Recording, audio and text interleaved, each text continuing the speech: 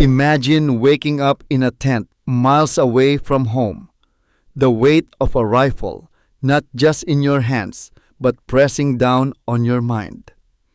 That was Marcos, fresh out of deployment, haunted by memories no one talked about.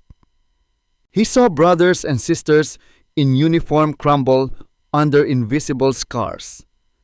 Anxiety, isolation.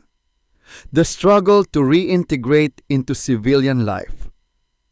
The obstacle? Not the battlefield outside, but the war within.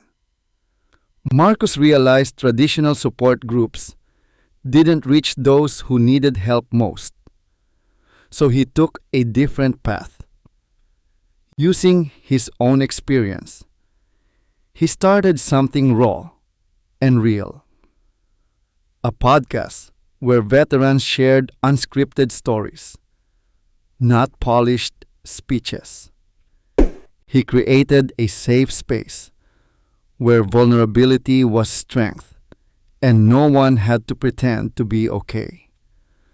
But starting wasn't easy. The first episodes were shaky. Voices trembled and silence filled the gaps. Marcus learned to embrace the discomfort, understanding that healing isn't a straight line.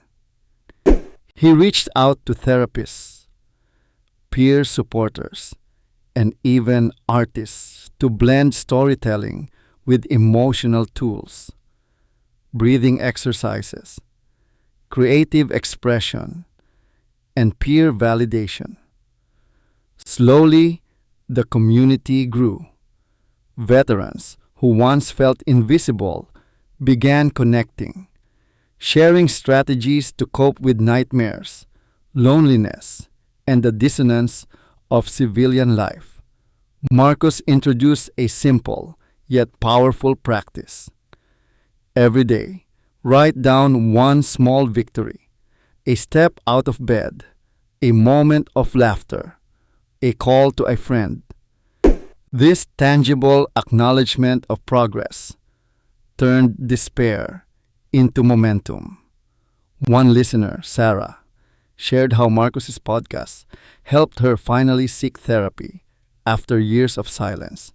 Another, James, used the breathing techniques to manage panic attacks during crowded events. Marcus's journey transformed from personal survival to collective empowerment. This story teaches us that the most profound journeys start when we turn our wounds into wisdom.